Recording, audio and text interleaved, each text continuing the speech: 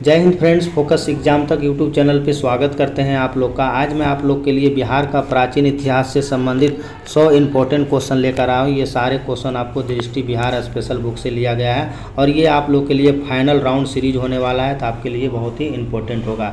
इस सीरीज को हम लोग 3 पार्ट में पढ़ेंगे। फर्स्ट जो पार्ट होगा आपको बिहार का प्राचीन इतिहास होगा, सेकेंड पार्ट आपका बिहार का मध्यकालीन इतिहास होगा, थर्ड पार्ट जो होगा बिहार का आधुनिक इतिहास होगा। तो ये तीनों सीरीज आप लोग के लिए बहुत ही महत्वपूर्ण होने वाला है, क्योंकि इसमें जो क्वेश्चन का जो लेवल दिया गया है बिल्कुल आपको नए पैटर्न पर आधारित प्रश्न आपको इसमें देखने को मिलेगा। आगामी बिहार के सभी परीक्षाओं के लिए बहुत ही महत्वपूर्ण होने वाला है। जैसा कि आप लोग को पता है अभी बीपीएससी का एग्ज़ाम होना है, तो बीपीएससी एग्ज़ाम में आप लोग को पता होना चाहिए कि इसमें आपको बिहार से संबंधित क्वेश्चन बहुत ज़्यादा पूछा जाता है, यानी 10 से 15 क्वेश्चन आपको बिहार स्पेशल पूछा जाता है। रिसेंटली अभी आप लोग को पता है सबका एडमिट कार्ड जारी कर दिया गया होगा। बिहार शिक्षक का भी एग्ज़ाम होने वाला है, वहाँ भी आपको कम से कम 7-8 क्वेश्चन बिहार स्पेशल से ही देखने को मिलेगा। बिहार पुलिस का भी एग्ज़ाम होने वाला है, वहाँ भी आपको 2 से 3 क्वेश्चन जरूर देखने को मिलेगा। आगामी दरोगा का भी भर्ती आने वाला है, तो आप लोगों को पता है दरोगा के एग्ज़ाम में भी बिहार स्पेशल से 1-2 क्वेश्चन पूछ ही लिया जाता है। तो इन सारे बिंदुओं को मैं ध्यान में रखते हुए वीडियो बना रहा हूँ। पूरा प्रीवियस ईयर क्वेश्चन को एनालिसिस करने के बाद मैं पूरे कंसेप्ट के साथ मैं आपको फुल डिस्कशन करवाऊँगा, तो आप लोग वीडियो को लास्ट तक देखना, आपको बहुत सारा चीज़ नया सीखने को ज़रूर मिलेगा। तो फिलहाल मेरे दोस्त मैं जो अभी आज जो कवर कर रहा हूँ प्राचीन बिहार का इतिहास कवर कर रहे हैं, तो इसी से संबंधित क्वेश्चन फ्रेम किया गया है। तो आइए स्टार्ट करते हैं। देखिए पहला नंबर क्वेश्चन दिया गया है, बिहार में सर्वप्रथम किस मुस्लिम शासक ने आक्रमण किया था। एक्चुअल में ये देखो शुरुआती इतिहास का है, इसलिए आप लोग को लग रहा होगा ये क्वेश्चन तो मेडावल का है, लेकिन नहीं, ये आपको स्टार्टिंग बिहार का क्वेश्चन दिया गया है। तो आपको हम लोग इसको मेडावल ना होकर हम लोग इसको एंशिएंट में ही काउंट करेंगे। बाकी सारा क्वेश्चन आपको एंशिएंट का ही देखने को मिलेगा। तो पहला नंबर क्वेश्चन है आपको, बिहार में सर्वप्रथम किस मुस्लिम शासक ने आक्रमण किया था। तो ये में भी सबको पता होगा, बख्तियार खिलजी के द्वारा बिहार में सबसे पहला आक्रमण किया जाता है। अब देखिए बख्तियार खिलजी से क्वेश्चन जो 2-3 है जो आपके एग्जाम में कई बार पूछा जाता है। एक्चुअल में होता है ना कि 12वीं शताब्दी में जब ये भारत के पूर्वी भाग पर आपका विजय अभियान शुरू करता है बख्तियार खिलजी के द्वारा, तो उसी के समय में ये उदंतपुरी का भी यात्रा करता है, यानी आपको ये बिहार शरीफ भी आता है। ठीक है, तो ये भी आप लोग को याद रखना, ये कहाँ आता है, ये बिहार शरीफ आता है और बिहार शरीफ में ही इसको अपना ये प्रशासनिक राजधानी भी घोषित करता है। तो कई बार क्वेश्चन आपसे यही पूछ लिया जाता है कि आपको बख्तियार खिलजी ने अपना प्रशासनिक राजधानी कहाँ घोषित किया था। तो ये घोषित कहाँ किया था मेरे दोस्त, आपको बिहार शरीफ में किया था, यानी उदंतपुरी में किया था। आगे चलकर क्या होता है, अली मर्दान के द्वारा इसका हत्या कर दिया जाता है। किसके द्वारा किया जाता है, अली मर्दान के द्वारा आपको बख्तियार खिलजी का हत्या कर दिया जाता है और हत्या करने के बाद इसको फिर बिहार शरीफ में ही इसको दफना दिया जाता है। तो यहाँ से भी क्वेश्चन आपके एग्जाम में पूछ लिया जाता है, ये अली मर्दान को आप लोग जरूर याद रखें। तो ये 2-3 फैक्ट है जहाँ से आपके एग्जाम में यहाँ से क्वेश्चन पूछा जाता है। चलिए सेकेंड ऑप्शन को देख लेते हैं। इसको तो मैंने आपका क्लियर कर दिया हूँ। ठीक है, आपका बख्तियार खिलजी हो गया। सेकेंड ऑप्शन देखिए अलाउद्दीन खिलजी, बहुत ज़्यादा इंपॉर्टेंट है। यहाँ से क्वेश्चन आपके दिल्ली सल्तनत से बहुत ज़्यादा पूछा जाता है। अलाउद्दीन खिलजी के बारे में आप लोग को पता होना चाहिए, खिलजी वंश का जो होता है दूसरा शासक होता है। ये अपने जो होता है चाचा और ससुर होता है ना, जलालुद्दीन फिरोज खिलजी जो होता है आपको खिलजी वंश का संस्थापक होता है। तो ये अपना चाचा ससुर को हत्या करने के बाद ये दिल्ली सल्तनत का आपको यानी खिलजी वंश का दूसरा शासक बनता है। ये सबसे पहले आपको बलबन के द्वारा ये लाल महल में अपना ये राज्याभिषेक करवाता है। तो ये भी कई बार क्वेश्चन पूछ दिया जाता है कि लाल महल में इसने आपको राज्याभिषेक करवाया था। और राज्याभिषेक करवाने के बाद अलाउद्दीन खिलजी देखो ये चुनौतियों से इसको लड़ना बहुत ज़्यादा आता है। ठीक है, तो इसीलिए दिल्ली सल्तनत का सबसे सक्सेसफुल शासक भी रहा है। ठीक है, तो इसके द्वारा देखो बहुत सारा कार्य किया गया है अलाउद्दीन खिलजी के द्वारा। सबसे ज़्यादा जो फेमस काम था, इसने भू राजस्व सुधार, यानी कहने का मतलब हुआ भूमि के लिए इसने पैमाइश यानी भूमि माप, सबसे पहले शासक था ये दिल्ली सल्तनत का जिसने आपको भूमि की पैमाइश करवाया था। तो ये क्वेश्चन कई बार आपके एग्जाम में पीसीएस में सीधा सीधा पूछ लिया जाता है। इसके पास जो होता है अलाउद्दीन खिलजी के पास विशाल सेना होता है। ठीक है, यानी इसने विशाल सेना का गठन करता है। तो ये भी आपके लिए बहुत ही इंपॉर्टेंट हो जाता है। इसी के समय में यानी अलाउद्दीन खिलजी के समय में मंगोल आक्रमण सबसे ज़्यादा होता है। ठीक है, तो ये भी कई बार पूछ लिया जाता है। ठीक है, कि मंगोल आक्रमण सबसे ज़्यादा किसके समय में हुआ था। तो ये अलाउद्दीन खिलजी के समय में हुआ था। यही मंगोल आक्रमण से बचने के लिए अलाउद्दीन खिलजी क्या करता है, आगे चलकर इसने सिरी का भी किला का निर्माण किया जाता है। तो ये भी क्वेश्चन आपके एग्जाम में कई बार पूछ लिया जाता है। इसके द्वारा देखो बाजार पॉलिसी भी लाया गया था, आप लोग पढ़े होंगे कि बाजार पॉलिसी भी किसके द्वारा लाया गया था, तो अलाउद्दीन खिलजी के द्वारा लाया गया था। अलाउद्दीन खिलजी देखो सैन्य सुधार के लिए भी बहुत ज़्यादा फेमस है। सैन्य सुधार में इसने क्या करता है, आगे चलकर इसके पास अस्थाई सेना का गठन होता है, ठीक है। सबसे पहले इसने अस्थाई सेना का गठन किया था और उसके बाद सबको नगद वेतन देना शुरू करता है, ठीक है। और उसके बाद सबको जानने के लिए, पहचानने के लिए उसने दाग और हुलिया पॉलिसी भी लाता है, ठीक है। क्या लाता है, दाग और हुलिया पॉलिसी भी लाता है। उसके द्वारा देखो जब आपको गुजरात विजय पे जाता है ना, तो उसने तो रामचंद्र देव के जो होता है उसको राम रायन की उपाधि दिया जाता है। ये क्वेश्चन कई बार पीसीएस में पूछता है, ठीक है। तो रामचंद्र देव को कौन सा उपाधि दिया गया था अलाउद्दीन खिलजी के द्वारा, तो राम रायन की उपाधि दिया गया था। ये क्वेश्चन देखो कई बार आपके एग्जाम में पूछा जाता है। अलाउद्दीन खिलजी जो होता है आपको सार्वजनिक वितरण प्रणाली, यानी आपको वो क्या उसको बोलते हैं इंग्लिश में, देखो याद नहीं आ रहा है, सार्वजनिक वितरण प्रणाली के लिए बहुत ज़्यादा याद किया जाता है। ये सारे कार्य करने के बाद अलाउद्दीन खिलजी जो है अपने आप को ये क्या बोलता है, द्वितीय सिकंदर बोलता है, ठीक है।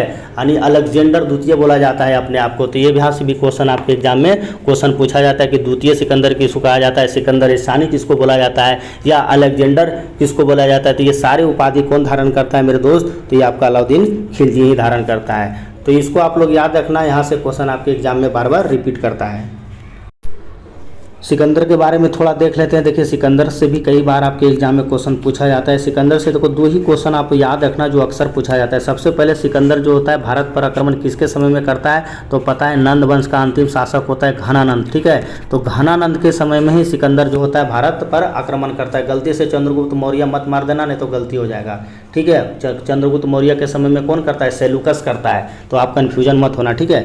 और सिकंदर के समय में एक जो युद्ध होता है जिसको हाइडे स्पीच का युद्ध बोला जाता है, कई बार आपके एग्जाम में ये क्वेश्चन पूछा गया है, ठीक है, कि हाइडे स्पीच का युद्ध किसके बीच में हुआ था।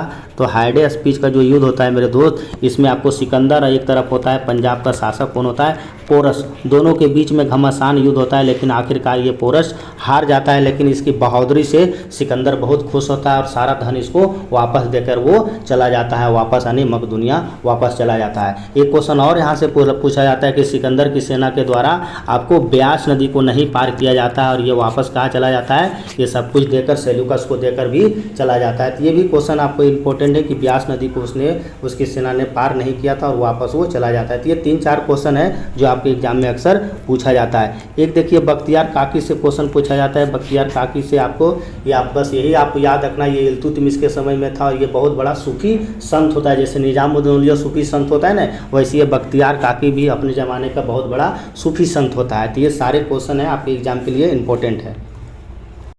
देखिए सेकेंड नंबर क्वेश्चन क्या करा है आपसे कि बिहार का नाम बिहार क्यों पड़ा था। आप लोग पता होगा, आप लोग पढ़े होंगे कि बिहार का नाम बिहार क्यों पड़ा था।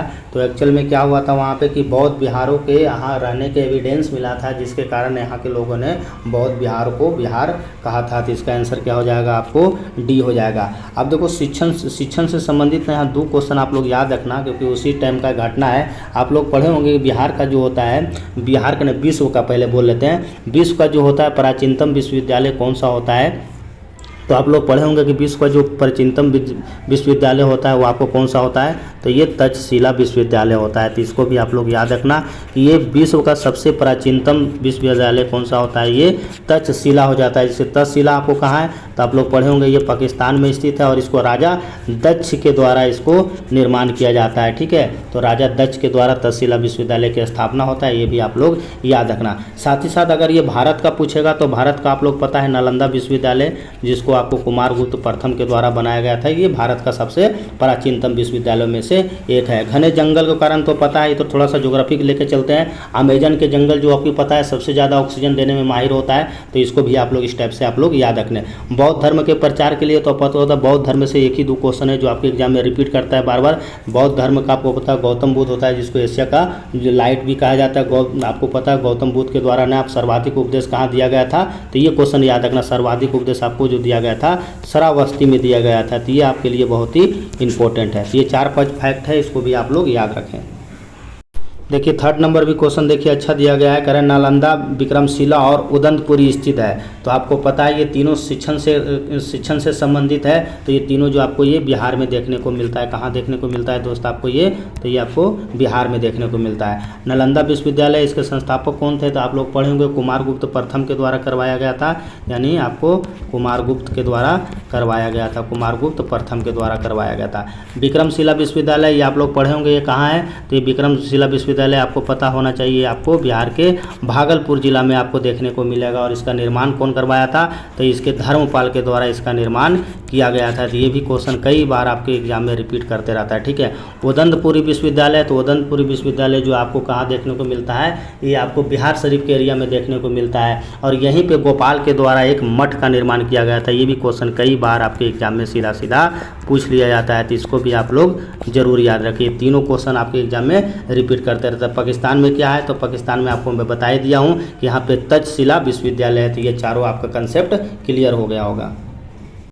देखिए नेक्स्ट क्वेश्चन कर रहा है, बिहार में किन स्थलों में से उच्च पुरापाषाण तथा मध्य पुरापाषाण के काल के अवशेष मिले हैं? यानी आपको उच्च पुरापाषाण भी पूछा जा रहा है और आपसे मध्य पुरापाषाण काल के एविडेंस पूछा जा रहा है। तो इसका जो आंसर होगा आपको उपरोक्त में से क्या हो जाएगा? कोई नहीं, या उपरोक्त में से एक से अधिक हो जाएगा। यानी आंसर होगा क्या हो जाएगा? ई हो जाएगा, उपरोक्त में से एक से अधिक हो जाएगा। आपको नालंदा भी देखने को मिलेगा, गया भी देखने को मिलेगा, भागलपुर भी देखने को मिलेगा और ये मुंगेर भी देखने को मिलेगा, जो कि उच्च पुरापाषाण काल और मध्य पुरापाषाण काल के अवशेष जो है आपको एविडेंस जो ये 4 जगह से भी देखने को मिला है।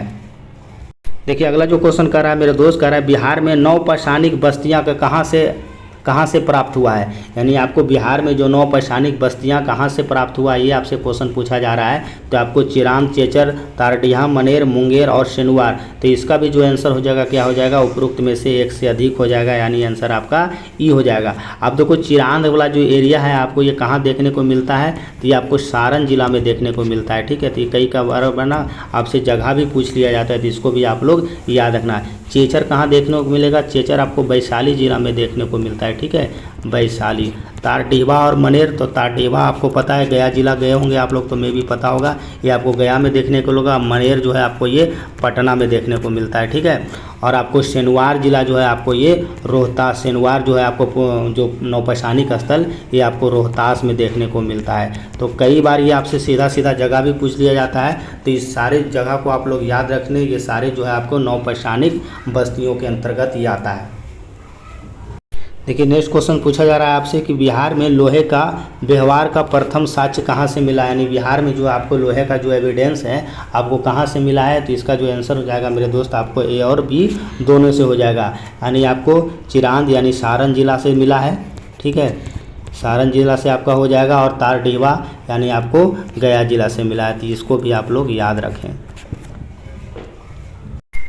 देखिए अगला क्वेश्चन जो पूछा जा रहा है, मगध का प्राचीनतम नाम आपसे पूछा जा रहा है। तो देखो मगध को जो प्राचीन काल में उसको कीकट भी कहा गया है, ठीक है। मगध साम्राज्य आपके बारे में पता है कि 16 महाजनपदों में से आपको मगध जो होता है वो सबसे समृद्ध शक्तिशाली माना जाता है इस एरिया को। तो ये भी कई बार आपके एग्जाम में सीधा सीधा प्रश्न पूछ लिया जाता है। मगध साम्राज्य पर शासन करने वाला पहला राजवंश कौन था? तो इसको भी आप लोग याद रखना, हर्यक वंश होता है। कई बार आपके एग्जाम में ये क्वेश्चन पूछा जाता है, ठीक है, कि मगध पर राज करने वाला पहला राजवंश कौन था? तो आपको हर्यक वंश होता है। और हर्यक वंश का ही पहला शासक कौन होता है मेरे दोस्त? आपको पढ़े होंगे बिंबिसार होता है, बिंदुसार नहीं, बिंदुसार मौर्य वंश में होता है, ठीक है। क्या होता है ये? तो ये बिंबिसार होता है, तो इसको भी आप लोग याद रखना। यही बिंबिसार आगे चलकर ये क्या होता है? श्रेणिक का उपाधि धारण करता होगा, आप लोग पढ़े होंगे। इसको इतिहास में क्या बोला जाता है? श्रेणिक बोला जाता है, तो इसको भी आप लोग याद रखने। इसने अपने राजधानी कहाँ बनाता है? तो आपको पता है इसकी राजधानी जो होता है कहाँ होता है? गिरिब्रज होता है। उसी गिरिब्रज को उस समय क्या बोला जाता है? पाटलिपुत्रा बोला जाता था, जो अभी वर्तमान समय में क्या है? पाटली यानी पटना है। तो ये भी आप लोग याद रखें। चलिए नेक्स्ट क्वेश्चन देखते हैं। तो ये आपका हो गया। देखो एक क्वेश्चन और याद आ गया मुझे, ये जो आपका बिंबिसार होता है ना जी, ये बिंबिसार को मगध साम्राज्य का वास्तविक संस्थापक कहा जाता है। कई बार आपके एग्जाम में क्वेश्चन पूछ लिया जाता है मगध शासक का रियल फाउंडर कौन था? तो मगध शासक का जो होता है यानी बिंबिसार जो होता है मगध साम्राज्य का वास्तविक शासक माना जाता है, यानी रियल फाउंडर बोला जाता है। ये इंपॉर्टेंट क्वेश्चन है, इसको आप लोग जरूर याद रखें। चलिए अगला क्वेश्चन देखते हैं। अगला क्वेश्चन भी देखो अच्छा है। देखिए अगला क्वेश्चन जो बोला जा रहा है आपसे, सदा नीरा कहाँ जाता है। तो आप लोग पता है सदा नीरा कहाँ जाता है। तो सदा नीरा तो आपको पता है गंडक नदी को कहा जाता है, जो आपको नेपाल के क्षेत्रों में आपको देखने को मिलता है। आपको गंगा नदी के बारे में पता है, गंगा कहाँ से निकलती है। तो आपको पता है ये उत्तराखंड के गंगोत्री से निकलता है, इसमें बताने की तो कोई ज़रूरत है ही नहीं है, ठीक है। और ये आपका घग्गर, तो घग्गर से तो कोई क्वेश्चन घुमा सकता है। इसका सहायक नदी होता है शारदा, कई बार कन्फ्यूजन में गलती होता है, ठीक है। तो इसका सहायक नदी कौन सा होता है घग्गर का, यानी आपका शारदा होता है, ठीक है। तो इसको भी आप लोग याद रखें। देखिए नेक्स्ट क्वेश्चन है, किस आर्य ने मिथिला में आर्य केंद्र स्थापित किया था। आपसे पूछा जा रहा है किस आर्य ने मिथिला में आर्य केंद्र स्थापित किया था। तो ये किसके द्वारा किया गया था, ये माधव विदेह के द्वारा किया गया था। राजा जनक के बारे में तो आप लोग को पता ही होगा, गौतम, यानी आपको पता है गौतम किससे, ये भी ऋषि, गौतम ऋषि होता है एक्चुअल में। इसने आपको पता है कौन सा दर्शन दिया था, कई बार पूछता है आपके एग्जाम में। तो इसने न्याय दर्शन दिया था, ठीक है। न्याय दर्शन का प्रतिपादन किसके द्वारा किया गया था, तो ये गौतम के द्वारा ही किया गया था। याज्ञवल्क्य अपने टाइम जमाने का ये भी बहुत बड़ा विद्वान होता है, ठीक है। तो इसको भी आप लोग याद रखें। राजा जनक के बारे में तो आप लोग को में भी पता ही होगा। देखिए अगला क्वेश्चन है, प्रख्यात विद्वान गौतम और याज्ञवल्क्य किसके दरबार में रहते थे। तो ये राजा जनक के दरबार में रहते थे। नेक्स्ट क्वेश्चन कह रहा है, मिथिला में गणतंत्रात्मक व्यवस्था कब आरंभ किया गया था। आप लोग पढ़े होंगे कि मिथिला में जो होता है गणतंत्रात्मक व्यवस्था कब आरंभ किया गया था। तो ये आपको 6ठी शताब्दी ईसा पूर्व में स्थापित किया गया था, जब आपको गौतम बुद्ध और आपको महावीर, उसी समय में ये उदय हुआ था इन दोनों महान दार्शनिकों का।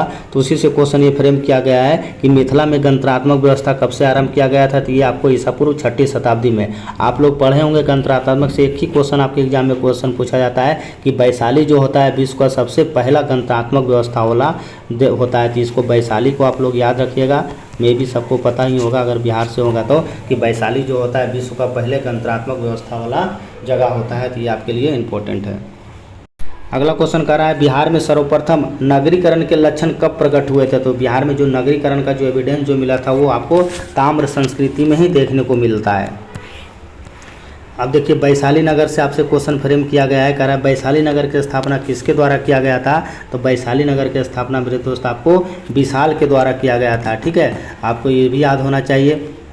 अजातशत्रु के समय में क्या हुआ था।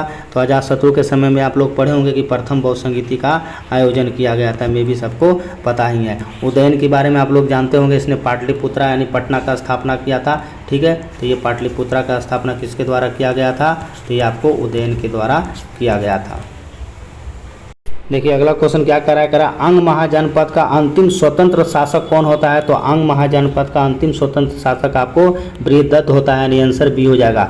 अब देखो महाजनपद से ना 2-3 क्वेश्चन है जो आपके एग्जाम में बिहार में हमेशा पूछा जाता है, ठीक है। आपको पता होता है 16 महाजनपद था, जिसमें से आपको मगध जो होता है सबसे समृद्ध साम्राज्य होता है। तो ये महाजनपद को आप लोग याद रखना। महाजनपद का उल्लेख जो है आपको पढ़े होंगे कि बौद्ध साहित्य में इसमें अंगुत्तर निकाय और जैन साहित्य में आपको भगवती सूत्र में 16 महाजनपदों का उल्लेख हो गया है। 16 महाजनपदों में से 3 महाजनपद होता है आपको बिहार में होता है। तो ये आपसे एग्जाम में क्वेश्चन पूछा जाता है। पहला कौन होता है, पहला अंग होता है। अंग की राजधानी क्या होता है, चंपा होता है। ये में भी सबको पता होना चाहिए, ठीक है। दूसरा जो बताया था आपको 16 महाजनपद में सबसे समृद्ध कौन होता है, मगध होता है। मगध की राजधानी कहाँ होता है, तो आपका ये राजगिरी होता है। तो इसको भी आप लोग याद रखना। तीसरा जो कौन होता है, तीसरा होता है मेरे दोस्त आपको बज्जी होता है। क्या होता है, बज्जी होता है। और बज्जी की राजधानी कहाँ होता है, तो आपका ये वैशाली होता है। तो ये तीनों आप लोग याद रखना, आपके एग्जाम में यहाँ से क्वेश्चन पूछा जाता है बिहार में। देखिए नेक्स्ट क्वेश्चन है, चेदी वंश का अंतिम राजा कौन था। अच्छा क्वेश्चन है। चेदी वंश का जो अंतिम राजा होता है मेरे दोस्त, ये आपको रिपुंजय होता है। तो आंसर आपका क्या हो जाएगा, डी हो जाएगा। अगला क्वेश्चन देखिए क्या कर रहा है, महत्वाकांक्षी बिंबिसार ने अपने साम्राज्य के विस्तार के लिए निम्नलिखित में से कौन सा नीति का पालन किया था। बहुत अच्छा था क्वेश्चन ये। आपको पता है बिंबिसार जो होता है अपने शादी के लिए बहुत ज़्यादा विख्यात है, पढ़े होंगे इतिहास में। तो इसके द्वारा वैवाहिक संबंध की नीति को उसने लागू किया था। देखिए अगला क्वेश्चन है, कौशल नरेश प्रसेनजीत की बहन का क्या नाम होता है। यही प्रसेनजीत की जो बहन होती है उसी से तो शादी होता है। आपको बिंबिसार का आप लोग पढ़े होंगे इतिहास में। तो ये जो होता है कौशल नरेश प्रसेनजीत की बहन का नाम क्या होता है, कोसला देवी होता है। तो एक्चुअल में देखो कोसला देवी हो गया, चाहे आपका ये छेलना हो गया, ये क्षेमा हो गया, ये तीनों से शादी करता है आपका ये जो होता है उस समय बिंबिसार होता है जो मगध का शासक होता है। तो ये अपने वैवाहिक संबंध के लिए भी बहुत इतिहास में उसने जाना जाता है। उसने उसके द्वारा कितना बार शादी किया गया था, तो ये 3 शादी किया गया था, ठीक है। तो पहली पत्नी जो होता है ना मेरे दोस्त, वो होता है आपको महाकोसला देवी होता है। देखिए आपका ये महाकोसला देवी जो होता है आपका ये प्रथम पत्नी होता है, ठीक है। आपको बता दिया प्रसन्नजित की ये बहन होती है। और दूसरा जो आपको इसी शादी के दौरान तो ये बहुत फेमस होता है, यानी इसको काशी दहेज में मिलता है, बहुत सारा हाथी, सोना चांदी जेवरात, बहुत सारा दान में इसको दिया जाता है, ठीक है। इसकी दूसरा पत्नी होती है आपको ये छेलना, जिसको चलना छलना भी बोला जाता है, ये चेलना भी बोला जाता है, ठीक है। ये जो होती है कहाँ की होती है, ये वैशाली की होती है। तो दूसरा शादी भी आपको वैशाली के रानी यानी छेलना के द्वारा किया जाता है। तीसरा शादी होता है क्षेमा। क्षेमा जो उस समय होती है आपको पंजाब के एक जो होता है ना कुल, उससे आपको शादी करता है, तो ये आपको पंजाब से होती है। तो ये तीनों के द्वारा आपको बिंबिसार शादी करता है, या इसमें जो को काशी में इसको काशी दहेज में दिया जाता है। तो तीनों को वाइफ आप लोग याद रखना, कई बार क्वेश्चन पूछ लेता है। देखिए अगला क्वेश्चन है, निम्न में से कौन सा बिंबिसार की भार्या थी। तो अभी मैं बता ही दिया कि बिंबिसार जो होता है आपको 3 शादी करता है, तो आंसर जो होगा क्या हो जाएगा, उपरोक्त में से एक से अधिक हो जाएगा, ठीक है। देखिए अगला क्वेश्चन पूछा जा रहा है, जीवक किस राजा का राजवैद्य होता है। तो आप लोग पढ़े होंगे जीवक जो होता है वो किसके समय में होता है, तो ये आपको बिंबिसार के समय में होता है, जिसको इसको इतिहास में सैनिक उपाधि दिया गया था। अजातशत्रु, तो अजातशत्रु के बारे में मैं आगे बताऊंगा। वैसे ये अजातशत्रु जो होता है ये जैन धर्म को मानता है, ठीक है। और ये इसको पितहंसा भी बोला जाता है, अपने बाप को मार के ये शासक बनता है ना, तो इसीलिए इसको अजातशत्रु को आपको पितृहंसा वंश के रूप में इसको जाना जाता है। देखिए नेक्स्ट क्वेश्चन है, बिंबिसार की मृत्यु कब होता है। तो बिंबिसार का जो मृत्यु होता है मेरे दोस्त, ये आपको ईसा पूर्व 403 में होता है। अगला क्वेश्चन देखिए, ये भी क्वेश्चन ठीक है, यहाँ से भी आता है एग्जाम में क्वेश्चन करा, अजातशत्रु के बचपन का क्या नाम था। तो आप लोग पढ़े होंगे अजातशत्रु के बचपन का जो नाम होता है ना उसको कुनिक बोला जाता है। आंसर आपका क्या हो जाएगा, सी हो जाएगा। देखिए नेक्स्ट क्वेश्चन है, गंगा के किनारे पाटलिपुत्रा में एक दुर्ग का निर्माण किसके द्वारा किया गया था। तो ये आपको उदयन के द्वारा किया गया था। ये भी क्वेश्चन अच्छा है, जिसको भी आप लोग याद रखें। उदयन जो होता है आपको पता है, मैं पहले बताया था, ये जैन धर्म को मानता है। तो कई बार यहाँ से भी क्वेश्चन आपके एग्जाम में पूछ लिया जाता है, ठीक है। इसने पाटलिपुत्रा को स्थापना किया था, जो कि अभी वर्तमान में क्या है, पटना है। शिशुनाग वंश के संस्थापक कौन होता है। तो शिशुनाग वंश का संस्थापक जो होता है आपको शिशुनाग ही होता है, ठीक है। चंद्रगुप्त मौर्य के बारे में आप लोग जानते हैं, ये घनानंद के अंतिम शासक घनानंद को गिरा गिरा के मारता है और आपको मौर्य वंश की स्थापना कर देता है। किसके सहायता से, तो आपको चाणक्य कटलिगुप्त यानी विष्णुगुप्त से हेल्प लेके ये मौर्य वंश की स्थापना करता है। ये क्वेश्चन होगा, मैं उसमें डिटेल बताऊंगा। चलिए अगला क्वेश्चन देखते हैं, किस मगध शासक ने शासनाधीन मगध साम्राज्य को उत्तरी सीमा का विस्तार हिमालय से तलचट्टी तक था। देखिए बहुत फेमस है, तो ये अजातशत्रु के समय में था। ये पाटलिपुत्रा नगर की स्थापना किसके द्वारा किया गया था। तो अभी मैं भी बताया हूँ, पाटलिपुत्रा नगर की स्थापना आपको उदयन के द्वारा किया गया था, ठीक है। आपको पता है गोपाल, तो गोपाल किस लिए फेमस है। तो गोपाल आपको पता है ये बौद्ध धर्म का अनुयायी था। ये भी क्वेश्चन कई बार आपके एग्जाम में पूछता है। हर्यक वंश का देखिए अंतिम शासक आपसे पूछा जा रहा है, तो कितना बार तो एग्जाम में आया है। ये हर्यक वंश का अंतिम शासक मेरे दोस्त आपको सबको पता होगा, नागदशक होता है। देखिए नेक्स्ट क्वेश्चन क्या कर रहा है, मगध के किस शासक ने सर्वप्रथम कलिंग विजय प्राप्त किया था। आप देखो यहाँ पे फंस जाओगे तुम लोग, क्वेश्चन अच्छा से पढ़ो। मगध के किस शासक ने सर्वप्रथम कलिंग पर विजय प्राप्त किया था। तो यहाँ पे जो आंसर होगा मेरे दोस्त कालाशोक हो जाएगा, अशोक नहीं होगा। अशोक के समय में तो आपको पता है ना कि जब ये कलिंग पर आक्रमण करता है ना अशोक, उस समय कलिंग उड़ीसा पे होता है, उड़ीसा राज्य में होता है। तो आपको पता होता है कि 13वां शिलालेख आप लोग पढ़े होंगे। 13वां शिलालेख में क्या है, चर्चा है इसका। 13वां शिलालेख में आपको देखने को मिलता है कलिंग युद्ध की चर्चा इसमें भी किया गया था अशोक के द्वारा। और इसी युद्ध में क्या होता है कि बहुत ज़्यादा नरसंहार हो जाता है। और क्या होता है, अशोक जो होता है उसने युद्ध की नीति त्याग कर धम्म की नीति का पालन किया जाता है। तो ये आप लोग याद रखना, इसका जो आंसर आपका बी हो जाएगा। अशोक जो होगा आपको 13वां शिलालेख से रिलेटेड है, ठीक है। और अशोक को इतिहास में क्यों जाना जाता है, क्योंकि भारत में शिलालेख का जो प्रचलन था मेरे दोस्त, आपको अशोक के ही शासनकाल में भारत में शिलालेख का प्रचलन शुरू हुआ था। तो इसको मैं डिटेल बताऊंगा अगर क्वेश्चन दिया रहेगा तो। देखिए नेक्स्ट क्वेश्चन है, परिष्ट वर्मन क्या है? ये परिष्ट वर्मन जो है मेरे दोस्त आप लोग पढ़े होंगे, ये जैन धर्म का एक प्रसिद्ध किताब है, ठीक है, परिष्ट वर्मन।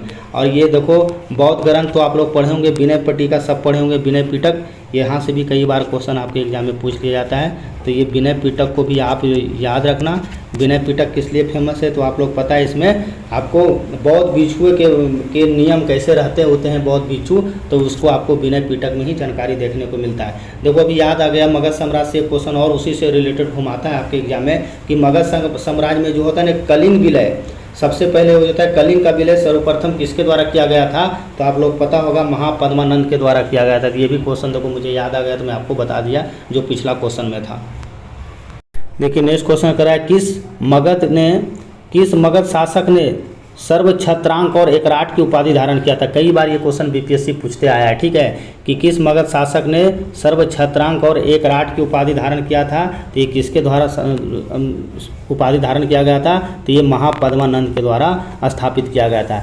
एक्चुअल में क्या होता है ना, ये नंद वंश का संस्थापक होता है। यहाँ से क्वेश्चन कई बार आपके एग्जाम में क्वेश्चन पूछा जाता है कि नंद वंश का संस्थापक कौन था? तो नंद वंश का संस्थापक जो होता है मेरे दोस्त आपको महापद्मानंद होता है। और महापद्मानंद कौन कौन सा उपाधि धारण करता है? ये आप लोग को सर्व छत्रांक बोला जाता है, यानी क्षत्रियों को नाश करने वाला, एकराट की उपाधि धारण करता है। और आगे चलकर ये पता है परशुराम का अवतार भी अपने आप को मानता है। ये भी क्वेश्चन देखो कई बार आयोग पूछता है, ठीक है, परशुराम का अवतार, परशुराम का भी अवतार कौन मानता है? तो ये आपको ये महापद्मानंद मानता है। तो यहाँ से भी 2-3 क्वेश्चन है जिसको आप लोग याद रखना। और नंद वंश के अंतिम शासक कौन होता है? तो आप लोग पढ़े होंगे नंद वंश के अंतिम शासक कौन होता है? घनानंद होता है, जिसको आपको पता है घनानंद किसके समय में था? कन्फ्यूजन नहीं होना है एकदम एग्जाम में।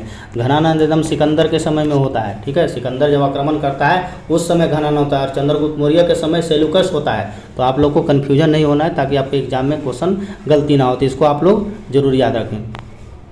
देखिए नेक्स्ट क्वेश्चन है, चंद्रगुप्त मौर्य ने मगध में मौर्य वंश की स्थापना कब किया था?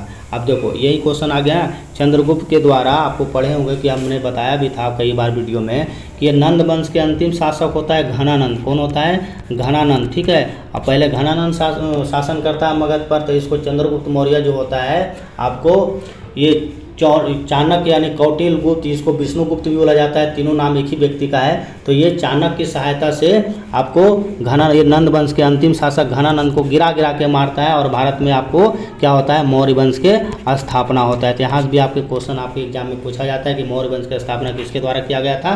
तो आपको चंद्रगुप्त मौर्य के द्वारा किया गया था। चंद्रगुप्त मौर्य होता है अंतिम में ये जैन धर्म को अपना लिया जाता है, और बाद में कहाँ चला जाता है? सरवन बेलगोला चला जाता है। वहाँ पे श्रृंगेरी पर्वत के कारण, फास्टिंग मेथड के कारण, जिसको उपवास बोला जाता है, फास्टिंग मेथड उपवास विधि अपनाकर वहीं पे मृत्यु त्याग देता है। कहाँ पे? ये कर्नाटक के सरवनगोला श्रृंगेरी पर्वत पे। तो ये भी क्वेश्चन कई बार आपके एग्जाम में क्वेश्चन पूछा जाता है। तो नेक्स्ट दूसरा शासक कौन होता है? तो दूसरा शासक बिंबिसार, तीसरा शासक आपको अशोक होता है। तो ये सब क्वेश्चन होगा तो मैं आपको पूरा बता दूंगा। देखिए अगला क्वेश्चन क्या कर रहा है कि मगध एक शक्तिशाली एवं समृद्धशाली साम्राज्य था, क्या कारण था? मैं आपको बताया हूँ पहले भी कि मगध जो होता है 16 महाजनपदों में से सबसे सक्सेसफुल रहा था, क्योंकि वहाँ पे आपको सारे सुविधा दिया गया था, यानी शक्तिशाली एवं कुशल शासक का नेतृत्व किया था। बिल्कुल सही है। भौगोलिक सांस्कृतिक अनुकूलताएं था, बगल में सोन गंगा गंडक नदी बह रही थी, तो वहाँ पे सारे आपको सुविधा से लय से, ठीक है। जल यातायात का भी सुविधा था आपको, उपजाऊ मिट्टी भी आपको भरपूर मात्रा में देखने को मिला था। तो इसका जो आंसर होगा क्या हो जाएगा? उपरोक्त में से 1 से अधिक हो जाएगा। देखिए नेक्स्ट क्वेश्चन है, निम्नलिखित में किसने मौर्य साम्राज्य की जानकारी प्राप्त होता है? आप देखो मौर्य साम्राज्य की जानकारी अगर किस में आपको देखने को मिलता है तो यहाँ पे देखो क्वेश्चन फंसा दिया है। यहाँ देखो आपको इंडिका में भी मिलेगा और आपको अर्थशास्त्र में भी मिलेगा। तो इसका आंसर क्या हो जाएगा? उपरोक्त में से 1 से अधिक हो जाएगा। इंडिका कौन लिखा था? तो इंडिका आपको पता है, इसको जो होता है इसके दरबार में आता है ना, चंद्रगुप्त मौर्य के दरबार में आता है। इसको भेजता कौन है? सेल्यूकस भेजता है, ठीक है। तो ये आपको मेगास्थनीज इसको लिखता है इंडिका, ठीक है, मेगास्थनीज। तो ये मेगास्थनीज को भी आप लोग याद रखना। अर्थशास्त्र आपको पता है किसके द्वारा लिखा जाता है? तो चाणक्य यानी विष्णुगुप्त यानी चाणक्य के द्वारा लिखा जाता है। तो इसको भी आप लोग याद रखना। और यही जो होता है मेगास्थनीज जो होता है ना, उस समय मौर्य साम्राज्य को ना 7 भागों में बांटता है। ये भी कई बार क्वेश्चन आपके एग्जाम में पूछ लिया जाता है। देखिए नेक्स्ट क्वेश्चन कर रहा है, ब्रिसाल या ब्रिसल से क्या अभिप्राय है? यानी ब्रिसल शब्द जो यूज किया गया है ना, ये शूद्र वंशों को जन्म से रिलेटेड ये इसके बारे में चर्चा आपको देखने को मिलता है। अब देखो रुद्रदामन से संबंधित कितना बार ये क्वेश्चन आपके एग्जाम में पूछा गया है। रुद्रदामन जो है किससे रिलेटेड है, तो रुद्रदामन जो है मेरे दोस्त आपको ये जूनागढ़ अभिलेख से रिलेटेड है, ठीक है। आइए देखिए एरन अभिलेख, ये भी कई बार बीपीएससी पूछा है। एरन अभिलेख जो है आपको किससे रिलेटेड है, ये भानुगुप्त के बारे में रिलेटेड है। किससे रिलेटेड है, ये आपको भानुगुप्त के बारे में आपको जानकारी देता है, ठीक है। और यही एरन अभिलेख में आपको सती होने का एविडेंस मिलता है। क्या होने का, सती होने का एविडेंस किस में मिलता है, यही आपको भानुगुप्त में जो आपको एरन अभिलेख है उसी में आपको सती होने का भी एविडेंस मिलता है। साक्षी का किला, साक्षी स्तूप तो आपको पता है, ये मध्य प्रदेश में एमपी में देखने को मिलता है। कभी आप घूमने गए हो तो आपको जरूर पता होगा। चलिए नेक्स्ट क्वेश्चन क्या करें, चंद्रगुप्त का जन्म कब होता है, तो ये अभी बताया था मैंने 345 ईसा पूर्व में होता है। मेगास्थनीज किसका दूत होता है, देखो अभी जस्ट बताया था मेगास्थनीज किसका दूत होता है, तो ये तो आपको ऑलरेडी बताया गया था। तो ये चंद्रगुप्त मौर्य का होता है। अरे नहीं, मौर्य में चंद्रगुप्त मौर्य के समय तो आता है यार, ये होता है इसका होता है जी, सेलुकस का होता है। सेलुकस तो ये भेजता है इसके दरबार में, चंद्रगुप्त मौर्य के दरबार में भेजता है ना ये मेगास्थनीज। तो आंसर आपका ये बी हो जाएगा। भारत का मैकियावली देखिए किसे कहा जाता है, ये भी देखिए क्वेश्चन अच्छा है। भारत का मैकियावली किसे कहा जाता है, तो चाणक्य को, यानी आपको चाणक्य को कहा जाता है भारत का मैकियावली। देखिए अगला क्वेश्चन, अगर चाणक्य का अर्थशास्त्र में हमें किसके बारे में जानकारी मिलता है, तो चाणक्य का जो अर्थशास्त्र है उसमें आपको राज व्यवस्था के संबंधित पूरा जानकारी आपको देखने को मिलता है, ठीक है। कोई लड़का कूटनीति मत मार देना, गलत हो जाएगा, आंसर ये होगा इसका। देखिए नेक्स्ट क्वेश्चन है, करा है कंटक शोधन एवं धर्म स्थलीय है, तो ये कंटक शोधक एवं धर्म स्थलीय आपको ये क्रमशः फौजदारी और दीवानी न्यायालय होता था। ये आपको मौर्य साम्राज्य में ही देखने को मिलेगा। ये देखिए ये भी क्वेश्चन बहुत बार आपके एग्जाम में पूछा गया है, ठीक है। एक तरफ आपको प्रांत होगा और उसका ये राजधानी होगा, ठीक है। ये भी मौर्य काल से ही रिलेटेड है। तो अवंती पद जो होता था, अवंती पद किसका आपका राजधानी होता था, तो ये आपको उज्जैन का होता था, जिसको उज्जैनी भी बोला जाता था। दक्षिणा पद किसका होता है, तो ये स्वर्गा नगरी का होता है, यानी स्वर्णगिरी का होता है। आंसर आपका ये गाँव में हो जाएगा, ठीक है। मध्य क्षेत्र किस में आ जाता है, तो ये आपको मध्य क्षेत्र पाटलिपुत्रा में आएगा। और उत्तरा पद का कौन सा हो जाएगा, तो ये आपका ये तक्षशिला हो जाएगा। ये आपके लिए इंपॉर्टेंट है, कई बार मिलाने के लिए सीधा क्वेश्चन दे दिया जाता है। देखिए नेक्स्ट क्वेश्चन कह रहा है, मौर्य काल में संस्था नामक गुप्तचर व्यवस्था का उल्लेख मिलता है, जिसमें काम करने का तरीका बताया गया था। तो यह संस्था नामक जो आपको गुप्तचर व्यवस्था था मौर्य काल में, उसमें आपको क्या देखने को मिलता है, तो यह एक प्रकार का स्थिर होकर गुप्तचारी करता था, यानी आंसर आपका क्या हो जाएगा, डी हो जाएगा। देखिए नेक्स्ट जो क्वेश्चन पूछा गया आपसे कि मौर्य शासन में आय का प्रमुख स्रोत क्या था, तो मौर्य शासन में आय का प्रमुख स्रोत आपको सबको पता होगा, ठीक है, कि वहाँ पे भू राजस्व था। अशोक किसका पुत्र था, बहुत कॉमन क्वेश्चन है, तो आपको पता होगा अशोक जो होता है मौर्य वंश का शासक होता है, और इसका जो पुत्र होता है आपको पता है बिंदुसार होता है। देखिए नेक्स्ट क्वेश्चन होता है, किसने सीरिया के शासक से अंगूर की शराब, सूखे अंजीर और एक दार्शनिक की मांग किया था। बहुत अच्छा क्वेश्चन है, ये अक्सर एग्जाम में पूछा जाता है। सब कुछ तो मिला था लेकिन इसमें ना दार्शनिक नहीं भेजा है। ये क्वेश्चन अगर डीप में आप पढ़ोगे ना तो आपको जानकारी होगा। इसने सीरिया का जो नरेश होता है उसके आपने मंगवाता है, ये आपको किसने मंगवाता है, तो ये बिंदुसार मंगवाता है, ठीक है। तो इसको आपको अंगूर भेज दिया जाता है, शराब भेज दिया जाता है, सूखे अंजीर भेज दिया जाता है, लेकिन इसको दार्शनिक नहीं भेजता है। तो इसका आंसर कौन सा हो जाएगा आपको, तो आंसर आपका सी हो जाएगा। तो इसको याद रखना, ये दार्शनिक नहीं भेजा था, बाकी 3 चीज़ इसको मिला था। इसमें ना जो व्यक्ति जो बुलाया था उसको, ये याद रखना, वो जो दरबार में जो इसको भेजा जाता है ना, तो 2 आता है इसको, मिस्र के 2 शासक होता है। एक होता है टॉलमी द्वितीय, फिलाडेल्फस को याद रखना, ठीक है। एक देखो फिलाडेल्फस पूछता है एग्जाम में, इसलिए मैं बता दे रहा हूँ आपको। फिलाडेल्फस को आप लोग याद रखना। और एक शासक जो होता है आपको डायनोसिस होता है, ठीक है। कौन होता है, डायनोसिस। तो ये डायनोसिस को याद रखना, दोनों इसके दरबार में आता है, ठीक है। तो ये दोनों आप लोग नाम याद रखना, दोनों एग्जाम में पूछते रहता है। देखिए नेक्स्ट क्वेश्चन क्या कर रहा है आपसे, अशोक का वास्तविक राज्याभिषेक क्या होता है। देखिए जो इसका राज्याभिषेक जो होता है ना अशोक का, ये आपको 269 ईसा पूर्व होता है। आंसर क्या हो जाएगा आपको, ये 269 ईसा पूर्व होगा। राज्याभिषेक होने से पहले ये कहाँ का शासक होता है पता है, कहाँ का राज्यपाल होता है, तो ये उज्जैन का होता है। कई बार ये को भी क्वेश्चन आपके एग्जाम में पूछा गया है। अशोक भी होता है बहुत सारा, इसको उपनाम दिया गया है, आप लोग पढ़े होंगे, देव नाम प्रिय बोला गया है, यानी देवों को प्यार करने वाला उपाधि भी बोला जाता है। बहुत सक्सेसफुल शासक रहा है, तो यहाँ से भी क्वेश्चन आपके एग्जाम में पूछा जाता है। देखिए नेक्स्ट क्वेश्चन है, अशोक के साम्राज्यवादी नीति का त्याग था। तो आप लोग पढ़े होंगे जब कलिंग विजय पे जाते हैं वहाँ पे इसने युद्ध को त्याग करके इसने आपको धम्म की नीति को अपनाता है। तो आंसर आपका क्या हो जाएगा, ये सी हो जाएगा। चलिए 46 नंबर क्वेश्चन देखते हैं। उस संत का नाम बताइए जिसने अशोक को बौद्ध धर्म से दीक्षित किया था। हाँ ये भी देखो क्वेश्चन अच्छा, कई बार आपके एग्जाम में आया ये क्वेश्चन। ये कह रहा है उस संत का नाम क्या था जिसने अशोक को बौद्ध धर्म में दीक्षित किया था। तो आप लोग पढ़े होंगे उपगुप्त। ठीक है, इसको उपगुप्त ही दीक्षित दिया था। उपगुप्त को आप लोग को याद रखना है, क्या हो गया, उपगुप्त। आंसर आपका सही हो जाएगा। देखिए नेक्स्ट क्वेश्चन पूछा जा रहा है, श्रीनगर की स्थापना किसके द्वारा किया गया था। तो श्रीनगर की स्थापना तो दोस्तों अशोक के द्वारा किया गया था। हरि सिंह भी जो होता है ना, ये आपको श्रीनगर जम्मू कश्मीर का ही शासक होता है। ठीक है, एक क्वेश्चन देखो जम्मू कश्मीर से पूछा जाता है कि कश्मीर का अकबर किसे कहा जाता है। कितना बार ये क्वेश्चन पूछा गया है। ठीक है, कि कश्मीर का अकबर किसे कहा जाता है। तो जैनुलुद्दीन आबुद्दीन को कहा जाता है। किसको कहा जाता है, जैनुल आबुद्दीन। तो ये जैनुल आबुद्दीन को याद रखना। इसके कश्मीर का क्या बोला गया था, देखो दिमाग से निकल गया यार। कश्मीर का अकबर, हाँ कश्मीर का अकबर किसको कहा जाता है। तो ये आपको जैनुल आबुद्दीन को कहा जाता है। इससे भी क्वेश्चन आपके एग्जाम में प्रश्न पूछा जाता है।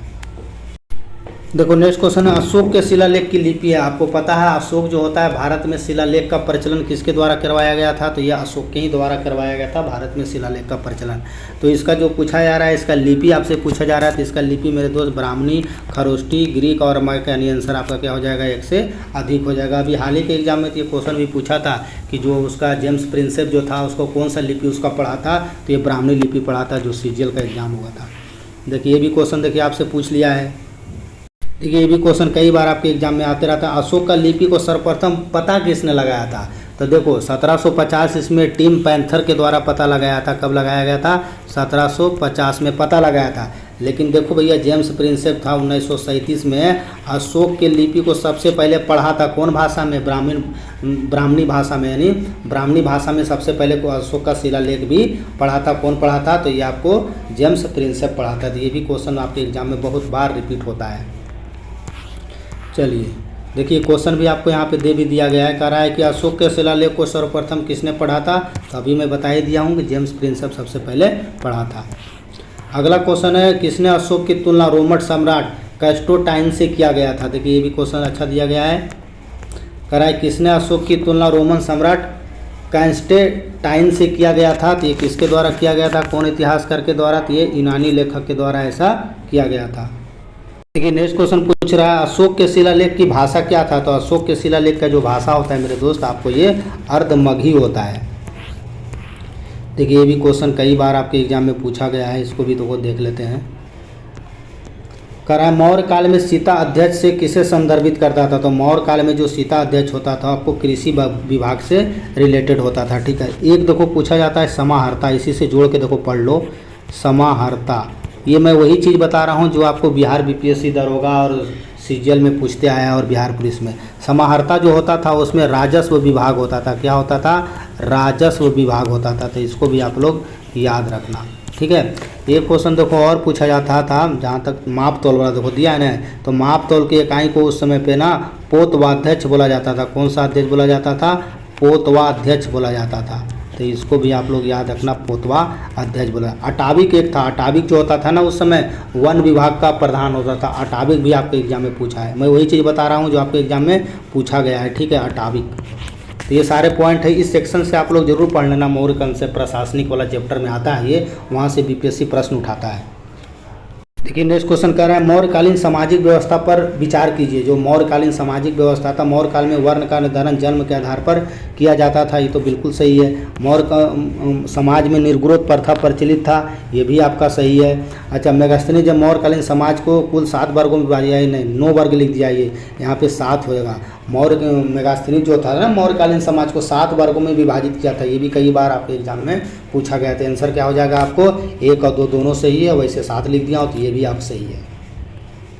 देखिए नेक्स्ट क्वेश्चन क्या करा आपके, करा निम्नलिखित में से कौन सा अभिलेख में अशोक को राजकीय घोषणाओं का विवरण किया गया है। तो इसमें जो आंसर हो जाएगा क्या हो जाएगा, उपरोक्त में से एक से अधिक हो जाएगा। एक क्वेश्चन देखो जो बीपीएससी दरोगा पूछा था आपका, ब्राह्मण शिलालेख जरूर याद रखना, वो क्वेश्चन रिपीट करते रहता है, ठीक है।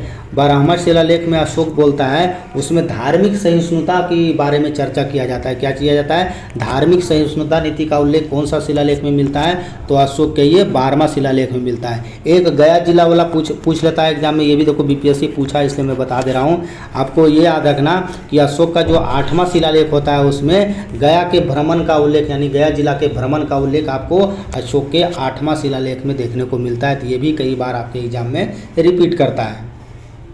देखिए नेक्स्ट क्वेश्चन कर रहा है, मौर्य वंश का अंतिम शासक कौन होता है, तो ये सबको पता होता है, बृहद्रथ होता है मौर्य वंश का अंतिम शासक।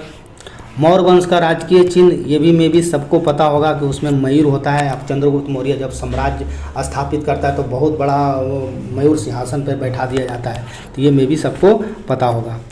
पुष्यमित्र शुंग किस जाति की पहचान करता है, देखिए पुष्यमित्र शुंग किस जाति की पहचान से, तो पुष्यमित्र शुंग आपको पता है ब्राह्मण होता है। महाभाष्यम क्या होता है, ये भी देखो कई बार क्वेश्चन पूछा है जी। महाभाष्यम क्या है, तो आपको पता है अष्टधाई पर ये टीका लिखा गया था, ठीक है, ये भी आप लोग याद रखना। मिनांडर को किसने हराया था, ये भी देखो क्वेश्चन अच्छा है, मिनांडर को किसने हराया था, तो इसका जो आंसर हो जाएगा क्या हो जाएगा, उपरोक्त में से कोई नहीं या उपरोक्त में से एक से अधिक हो जाएगा। देखिए नेक्स्ट क्वेश्चन है, शक संवत की शुरुआत कब से हुई थी, देखो शक संवत की शुरुआत तो ये 78 ईसा पूर्व में हुआ था ना जी। ये कई बार क्वेश्चन ये आता है आपके एग्जाम में, ठीक है, तो इसको भी आप लोग याद रखना। इसका आंसर क्या हो जाएगा आपको 78 ई हो जाएगा, ईसा पूर्व हो जाएगा, ठीक है, ई याद रखना, ठीक है, ईसा पूर्व गलत हो जाएगा, 78 ई में स्टार्ट हुआ था। तो ये आपको पता है किसके समय में हुआ था, ये आपको ये कौन सा शासक होता है, आप लोग पढ़े होंगे, जो कनिष्क होता है ना, ये कनिष्क जो होता है आप लोग पढ़े होंगे यार, कुषाण वंश का प्रतापी शासक होता है कनिष्क, ठीक है। तो कुषाण वंश का जो शासक होता है कनिष्क के द्वारा ये आपको 78 एडी में आपको जो होता है शक संवत की शुरुआत होता है 78 ई में, ठीक है। तो इसको आप लोग याद रखें। इसी के समय में तो चरक होता है, ठीक है, एक चरक होता है, इसको आप लोगों को पता होगा।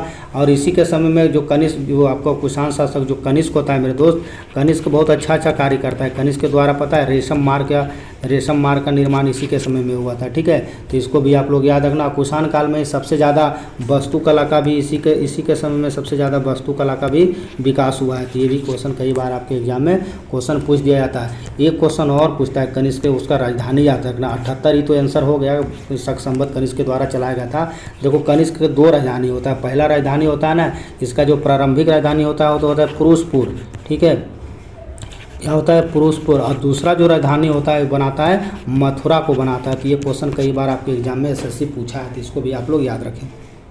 देखिए नेक्स्ट क्वेश्चन है, किसके शासनकाल में सत्ता का केंद्र पाटलिपुत्रा से पुरुषपुर स्थानांतरित किया गया था, तो ये आपको कुषाण के द्वारा किया गया था।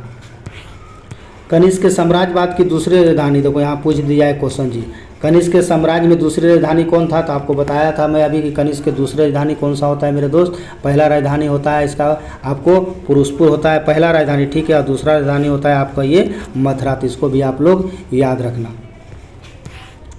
बुद्ध चरित्र देखो कई बहुत फेमस है, कई बार आपके एग्जाम में यहाँ से क्वेश्चन पूछा गया है, ठीक है। बुद्ध चरित्र किसके द्वारा लिखा गया है, तो बुद्ध चरित्र आपको ये अश्वघोष के द्वारा लिखा गया है। कालिदास का अभिज्ञान शंकुतलम बहुत फेमस है, सबको पता होगा, ठीक है। तुलसीदास का रामचरितमानस सबको पता ही होगा। भारत में कुषाण वंश का संस्थापक कौन माना जाता है, तो भारत में कुषाण वंश के बारे में अभी जस्ट तो पढ़ाया था मैं आपको, कुजुल कार्डिफेस को माना जाता है। लेकिन कुषाण वंश के प्रतापी शासक पूछ देगा, क्वेश्चन घुमा देगा, क्वेश्चन मत मार देना। प्रतापी शासक आपका कनिष्क हो जाएगा, ठीक है। तो दोनों क्वेश्चन अलग है। संस्थापक भले कुजुल कार्डिफेस होता है, लेकिन प्रतापिक शासक कौन होता है आपको, तो ये कनिष्क होता है। देखिए अगला क्वेश्चन क्या कर रहा है, पूना ताम्र पात्र भी लेख जानकारी देता है। तो इसमें आपको श्रीगुप्त द्वारा गुप्त वंश की स्थापना का चर्चा इसमें देखने को मिलता है। देखिए अगला क्वेश्चन है, गुप्त संवत और शक संवत के मध्य में आपका अंतर पूछा गया है। तो ये आपको 241 वर्ष का अंतर हो जाएगा। ये भी क्वेश्चन आते रहता है एग्जाम में। रजत मुद्रा सर्वप्रथम किसके द्वारा चलाया गया था? ये देखिए, ये भी क्वेश्चन अच्छा है। रजत मुद्रा सर्वप्रथम किसके द्वारा चलाया गया था? तो ये चलाया गया था, आपको पता है, चंद्रगुप्त के द्वारा चलाया गया था। नहीं, चंद्रगुप्त फर्स्ट के द्वारा चलाया गया था। इसी के समय में तो आपको पता है कि गुप्त का वंश का पहला शासक था जिसने सोने का सिक्का जारी किया था। तो इसी के समय चंद्रगुप्त प्रथम के समय में हुआ था। श्रीगुप्त तो पता है, गुप्त वंश के संस्थापक है, में भी सबको पता होगा। समुद्रगुप्त के समय में तो क्या हुआ था? तो समुद्रगुप्त को भारत का नेपोलियन कहा जाता है। इसी के समय में आपको पता है 4 अश्वमेध यज्ञ भी हुआ था। 4 अश्वमेध यज्ञ किसके समय में हुआ था? तो ये आपको समुद्रगुप्त के समय में हुआ था। देखिए नेक्स्ट क्वेश्चन का, निम्नलिखित में से समुद्रगुप्त के विषय में कहा गया है। तो यह स्वर्ग का लिच्छवी दहोद पुत्र कहलाता है, एकदम सही है। यह भारत का नेपोलियन कहा जाता है। किसने कहा था? स्मिथ के द्वारा यह स्टेटमेंट दिया गया था, बीएन स्मिथ के द्वारा। उसने दक्षिण अभियान के लिए मोक्ष ग्रहण और अनुभव की नीति का पालन किया था। ठीक है, उसने अश्वमेध यज्ञ का आयोग का आयोजन नहीं किया था। क्या है क्वेश्चन में यार? नहीं किया था। नहीं, यही तो स्टेटमेंट गलती है आपका। उसका अश्वमेध भी 4 अश्वमेध यज्ञ भी किया था। ठीक है, तो आंसर जो हो जाएगा इसका 1, 2, 3, ये तीनों सही है। लेकिन अब ये 4 लिख दिया, इसमें लिखा हुआ है ऑप्शन में कि नहीं है। लेकिन ये अगर मैं लिखता हूँ कि 4, तो ये भी आपका सही है। ये चारों स्टेटमेंट बिल्कुल सही है, इसको आप लोग याद रखें। ठीक है, देखिए नेक्स्ट क्वेश्चन है, बोध गया में विहार और विश्राम गृह का निर्माण किसके द्वारा किया गया था? तो ये मेघवर्धन के द्वारा किया गया था। आंसर आपका ए हो जाएगा। नेक्स्ट क्वेश्चन देखिए, ये भी बहुत बार रिपीट होते रहता है क्वेश्चन। किस शासक की तस्वीर सिक्कों पर बीना बजाते हुए आपको दिखाया गया है? तो ये आपको किसके समय में दिखाया गया है? तो ये आपको पता होगा, समुद्रगुप्त के समय दिखाया गया है। यानी समुद्रगुप्त को भारत का नेपोलियन इसी कारण है कि कहा जाता है। देखिए, ये भी क्वेश्चन कई बार पूछा है। ये भी, इतिहास में किसे क्लासिकल युग की संज्ञा किसके शासनकाल को दिया जाता है? हाँ, अब देखो, इसी समय में आपको पता है स्वर्णकाल भी कहा गया है। एक चीज़ और लिख लो, क्लासिकल और स्वर्णकाल।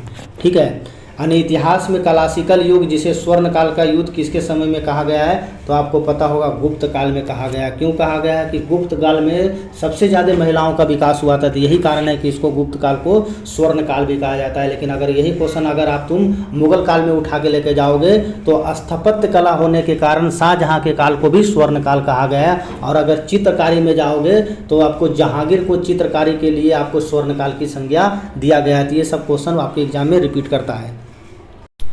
देखिए अगला क्वेश्चन है, वारा मिहिर और कालिदास किसके दरबार में सुशोभित बढ़ाते थे? यानी किसके दरबार में रहते थे? ये रहते थे चंद्रगुप्त द्वितीय, जिसको विक्रमादित्य का भी उपाधि दिया गया था। इसी शासक को यानी चंद्रगुप्त द्वितीय को विक्रमादित्य भी बोला जाता है।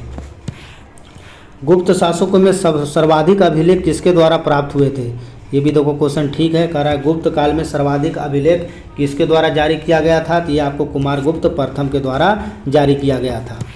नेक्स्ट क्वेश्चन है, नालंदा विश्वविद्यालय की स्थापना किसके द्वारा किया गया था? तो आपको पता है नालंदा विश्वविद्यालय की स्थापना कुमारगुप्त प्रथम के द्वारा करवाया गया था। और बाद में तुर्की का एक शासक होता है बख्तियार खिलजी, इसमें आग लगा देता है। देखिए नेक्स्ट क्वेश्चन पूछा जा रहा है आपसे कि गुप्त वंश का अंतिम शासक कौन होता है? तो गुप्त वंश का अंतिम शासक मेरे दोस्त आप पढ़े होंगे, विष्णुगुप्त होता है। ठीक है, देखिए नेक्स्ट क्वेश्चन है, सूर्य सिद्धांत किसकी रचना है? बहुत अच्छा पुस्तक है ये सूर्य सिद्धांत। ये आर्यभट्ट के द्वारा लिखा गया है। इसमें आपको खगोल के बारे में और थोड़ा सा एस्ट्रोफिजिक्स के बारे में भी आपको जानकारी दिया जाता है। अगला क्वेश्चन है, विक्रमोवर्षीय क्या है? देखिए विक्रमोवर्षीय जो होता है आपको, ये भी क्वेश्चन कई बार रिपीटेड क्वेश्चन है आपको। ये विक्रमोवर्षीय जो होता है एक प्रकार का क्या होता है? नाटक होता है ये। देखिए अगला क्वेश्चन है, निम्नलिखित में से कौन सा मंदिर पकी हुई ईंटों से निर्मित है? आपसे पूछा जा रहा है कि कौन सा मंदिर है जो पकी हुई ईंटों से निर्मित है? ये आपका ये लक्ष्मण सेन मंदिर हो जाएगा। भारत में आयुर्वेदिक का जनक किसे कहा जाता है? देखिए भारत में आपको आयुर्वेद का जनक किसे कहा जाता है ये आपसे पूछा जा रहा है। तो आपको ये धन्वंतरी को कहा जाता है। ठीक है, पतंजलि तो आपको पता है संस्कृत से जुड़ा हुआ है। और भारत में हैनीमून को किसके लिए याद किया जाता है? हैनीमून को ये हेम्योपैथिक दवाई के लिए याद किया जाता है। मौखरी वंश किससे रिलेटेड है? तो ये मौखरी वंश आप लोग पढ़े होंगे, किससे रिलेटेड हो जाएगा मौखरी वंश मेरे दोस्त? तो आपको ये पता है कन्नौज से रिलेटेड है। देखिए नेक्स्ट क्वेश्चन कर रहा है, बिहार में परवर्ती गुप्त वंश के संस्थापक कौन था? तो ये आपको कृष्ण प्रथम था। बोध गया में स्थित महाबोधि वृक्ष को किसने हानि पहुंचाया था? ये बहुत बार आप लोग बचपन में भी पढ़े होंगे कि शशांक के द्वारा जो होता है, शशांक जो शासक होता है वहाँ पे बोध गया में जो आपको महाबोधि मंदिर है उसको हानि पहुंचाने का काम यानी कटवा दिया जाता है शशांक के द्वारा। हर्षवर्धन का मृत्यु किसके द्वारा कब किया जाता है? हर्षवर्धन का मृत्यु होता है जो 647 ईस्वी में इसका मृत्यु होता है। देखिए नेक्स्ट क्वेश्चन है, निम्नलिखित में से किस परवर्ती गुप्त शासक ने परम भट्टारक या महाराज धीराज की उपाधि धारण किया था? ये भी क्वेश्चन देखो अच्छा है। तो ये आपको आदित्य सेन के द्वारा ये उपाधि धारण किया गया था। देखिए अगला क्वेश्चन है, वर्तमान में शाक्य मुनि को उपाधि किसे दिया गया है? तो शाक्य मुनि को उपाधि मेरे दोस्त आपको हर्षवर्धन को शाक्य मुनि कहा जाता है। हाथ से हर्षवर्धन और हाथ से कौन सा आप लोग याद है? हेनसांग। इसको ऐसे याद रखना, हेनसांग भी इसी के समय में आया था। ठीक है, तो हाथ से हर्षवर्धन, हाथ से हेनसांग याद करने का अपना अपना ट्रिक है यार, ताकि आप भूलो नहीं एग्जाम हॉल में। सबसे बड़ी बात है आप एग्जाम हॉल में क्वेश्चन सही करके आ रहे हो ना, ये मैटर करता है। रत्नावली पुस्तक ये रेलवे में कितना बार क्वेश्चन पूछा है? रत्नावली जो है आपको हर्षवर्धन के द्वारा लिखा गया है। कुंभ मेला देखो बहुत अच्छा मेला है, ठीक है, इसमें आप लोग कभी जाइए। कुंभ मेला का शुरुआत किसने किया था? तो कुंभ मेला को जो शुरुआत किया जाता है ये हर्षवर्धन के समय में शुरू किया था। और ये जो कुंभ मेला है आपको ये कितना साल पे लगता है? ये 12 साल पे लगता है। और भारत के ये 4 जगह में आपको देखने को मिलता है। कहाँ पे? प्रयाग, उज्जैन, नासिक। ये देखो लिख देता हूँ मैं, प्रयाग में देखने को मिलता है, यहाँ से क्वेश्चन पूछता है। नासिक में देखने को मिलता है, और एक आपको हरिद्वार चले जाइए, वहाँ भी आपको कुंभ मेला का आयोजन किया जाता है। और छूट गया कोई क्या? प्रयाग, नासिक, हरिद्वार, एक जगह और याद नहीं आ रहा है यार। प्रयाग हो गया, हरिद्वार हो गया, नासिक हो गया, उज्जैन लिख दिया गया नहीं, उज्जैन एक जगह, उज्जैन।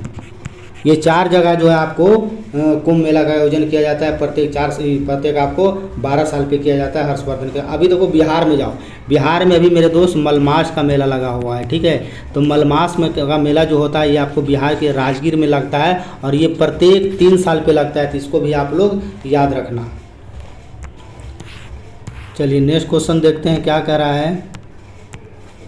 नेक्स्ट क्वेश्चन कह रहा है, निम्नलिखित में से किस अभिलेख में अभिलोक को प्रियदर्शी कहा गया है? यानी आपको जो अशोक का जो आपका उपनाम दिया गया था प्रियदर्शी, उसी से क्वेश्चन भी फ्रेम किया गया है कि अशोक के जो अभिलेख था, आपको 13-14 अभिलेख होता है ना, तो अशोक के अभिलेखों में से कौन सा अभिलेख में इसको प्रियदर्शी कहा गया है? तो ये आपको कौन सा अभिलेख में किया गया है? ये भी क्वेश्चन कई बार आपके एग्जाम में सीधा पूछ लिया जाता है। बहुत बार ये क्वेश्चन रिपीट किया है, तो इसको आपको भारभू अभिलेख में कहा जाता है। आंसर आपका क्या हो जाएगा? सी हो जाएगा। 2-3 अभिलेख है जिसमें आपको क्वेश्चन पूछा जाता है। एक आपको जो चौथा अभिलेख वाला वो भी याद रखना, वैसे 2-3 तो मैं बता ही दिया हूँ। इसमें धर्म आचरण और भेरी घोष के बारे में चर्चा, और धम घोष में जो बदला जाता है ना, ये पूछा जाता है आपके एग्जाम में, ठीक है। भेरी घोष, यहाँ से क्वेश्चन ये बनता है आपके कि धर्मचारण में भेरी घोष द्वारा धम घोष में बदल दिया गया था, तो कौन से में? तो ये आपको 4था नंबर शिलालेख में ये आपके एग्जाम में पूछा जाता है, ठीक है। तो इसको आप लोग याद रखें।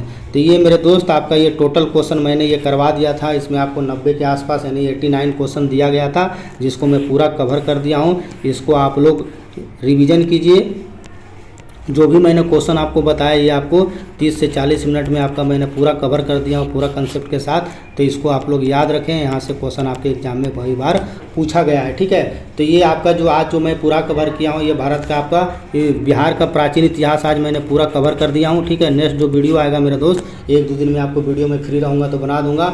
मध्यकाल का इतिहास को कवर कर लेंगे अब क्योंकि आपका एग्जाम नज़दीक में, बिहार शिक्षक वालों का भी एग्जाम नज़दीक में है, तो उसके लिए भी इंपॉर्टेंट हो जाएगा, और आपका BPSC है उसके लिए भी इंपॉर्टेंट हो जाएगा। तो इसको आप लोग कवर के अच्छा से याद कर लीजिए। आपका बिहार का जो प्राचीन इतिहास था मैंने पूरा कवर कर दिया हूँ। नेक्स्ट वीडियो आपका बिहार का मध्यकालीन इतिहास आएगा, उसमें भी मैं पूरे कंसेप्ट के साथ सारे क्वेश्चन को मैं पूरा आपका डील कर दूंगा। अगर वीडियो आपको ठीक लगता है, अगर लग रहा है हमको बेनिफिट हो रहा है, तो आप इसको लाइक, शेयर एंड सब्सक्राइब कर सकते हो, इसमें कोई इशू नहीं। अगर मे भी नहीं सही लग रहा है तो आप दूसरे प्लेटफॉर्म पर जाकर आप पढ़ सकते हैं, उससे भी कोई इशू नहीं है। तो ठीक है, आप लोग इसको रिवीजन कीजिए। मिलते हैं नेक्स्ट वीडियो में। धन्यवाद।